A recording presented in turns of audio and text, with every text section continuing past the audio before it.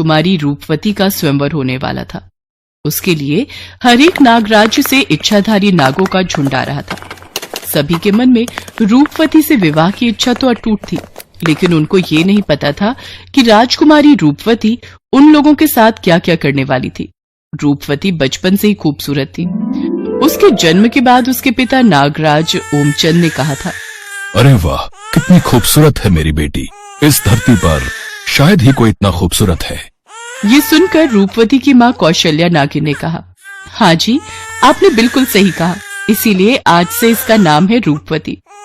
रूपवती बड़े प्यार और लाड से बड़ी होने लगी और उतनी ही खूबसूरत होने लगी और उसके अंदर अहंकार बढ़ता गया। वो 5 साल की हो गई। एक दिन आईने के सामने बैठकर उसने एक दासी को बुलाया। आज्ञा कीजिए मालकिन। दासी, जरा बताओ, इस दुनिया में सबसे खूबसूरत इच्छाधारी नागिन कौन है?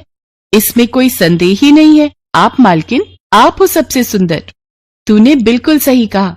अब जा, मेरे लिए ताजे जानवर का खून लेकर आ, उसे पीने से बाल अच्छे होते हैं। दासी ने रूपवती के कहने पर एक जानवर का खून ला दिया, लेकिन रूपवती ने ग्लास फेंक दिया और गुस्से से कहा, मैंने तुझे ताजा खून लाने के लिए कहा था, ये ताजा खून नहीं है, तुझे सजा मिलेगी, ये ले। ये बोलकर रूपवती ने दासी को डस लिया। राजकुमारी होने के कारण उसके अंदर खतरनाक जहर भरा हुआ था, जिसकी वजह से दासी की मौत हो गई। और उसी दिन नागराज ओमचंद समझ गए कि उनकी लड़की कितनी घमंडी बनती जा रही है। नागराज दिल के अच्छे थे। उनके दिल में साधारण नाग और नागिनों के लिए प्यार था। उन्होंने रूपवती को बुलाया। आपने मुझे बुलाया है पिताजी? हाँ बेटी, तूने आज उस दासी को मार के ठीक नहीं किया। देख बेटी, हम नाग नागिनों के बहुत सारे दुश्मन हैं, इसलिए हमें मिलजुल कर एकजुट होकर रहना होगा। पिताजी, मैं एक राजकुमारी हूँ, मैं इन मामूली नाग और नागिनों के साथ मिलजुल कर नहीं रह सकती। ये मेरे स्वाभिमान के खिलाफ है। ये बोलकर रूपवती वहां से चली गई। नागराज समझ गए कि उनकी लड़की गलत दिशा में जा रही है, लेकिन उसके बाद नागराज राज्य के काम में इतने उलझ गए कि राजकुमारी पर ध्यान ही नहीं दे पाए। रूपवती बड़ी हो गई। उसी राज्य में एक गरीब इच्छाधारी नाग रहता था। वो रूपवती को पसंद करता था। उसका नाम संजीव था। एक दिन रूपवती रास्ते में टहलने निकली थी, तभी संजीव ने रूपवती के सामने आकर अपने प्यार का इजहार किया। राजकुमारी रूपवती, आप मुझे बहुत पसंद हो। क्या आप मुझसे शादी करेंगी? ये सुनकर रूपवती बहुत गुस्सा हो गई। तुम्हें पता भी है मैं कौन हूँ? तुम्हारी इतनी हिम्मत! सिपाहियों, पकड़ो इसे। सिपाहियों ने संजीव को पकड़ लिया और उसे बहुत मारा।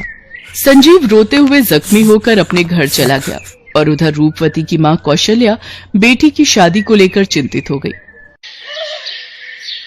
सुनिए जी, अब बेटी बड़ी हो गई है, उसकी शादी करवानी पड़ेगी। हाँ, मुझे पता है कौशल्या, लेकिन उससे पहले हमें रूपवती से बात करनी पड़ेगी। सब कुछ सुनकर रूपवती ने कहा, मैं इस दुनिया की सबसे सुंदर इच्छाधारी नागिन हूँ। ऐरे गैरे किसी के साथ मैं शादी नहीं कर सकती। मेरे स्वयंवर का आयोजन कीजिए, मैं सभी नागों में से चुनकर शादी करूंगी। नागराज ओमचंद ने रूपवती के लिए स्वयंवर का आयोजन कर दिया। बाकी सारे नागराज्य से नागों का झुंड आ गया और राज्यसभा के अंदर स्वयंवर सभा शुरू हो गई।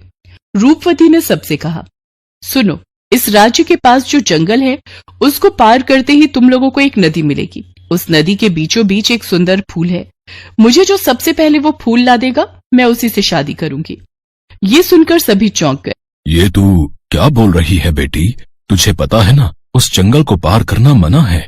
नदी के उस पार इच्छाधारी नेवलों का राज्य है। वो लोग हम पर हमला कर देंगे। लेकिन रूपवती को इन सब बातों से कोई फर्क नहीं पड़ा। वह अहंकार में इतनी खो गई थी कि उसे आने वाली मुसीबत का अंदाजा भी नहीं हुआ और उससे शादी करने के चक्कर में बहुत सारे जवान इच्छाधारी नाग जंगल पार करके नदी से फूल लाने निकल पड़े। और तभी मुसीबत की घंटी बज गई। नेवलों ने उन नागों को देख लिया। अरे ये क्या, शिकार खुद हमारे पास आ रहा है, और वो भी इतने सारे। चलो दोस्तों, इन पर हमला करते हैं। नेवलों ने नागों पर हमला बोल दिया। नागों का झुंड भागते हुए जंगल पार करके ओमचंद के राज्य में पहुंच गया और उनके पीछे पीछे नेवले भी वहां पहुंच गए। और तभी ओमचंद सामने आया। रुक जाओ, मैं चेतावनी दे रहा हूँ। अब हमें सांपों से डरना पड़ेगा क्या?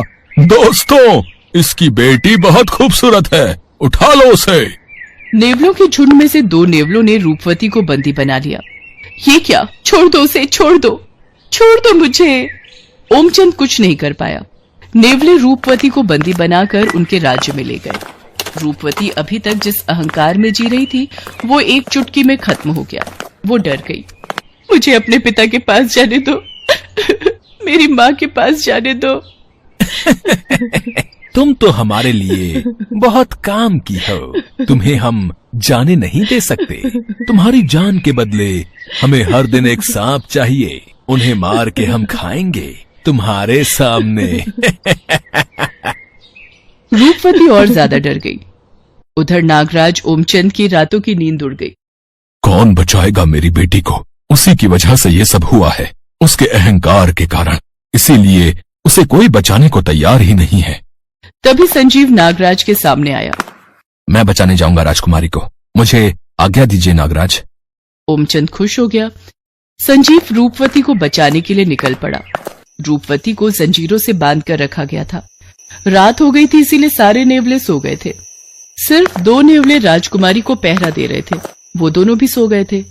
तभी अचानक से संजीव वहां आया और पीछे से दोनों नेवलों को डस लिया।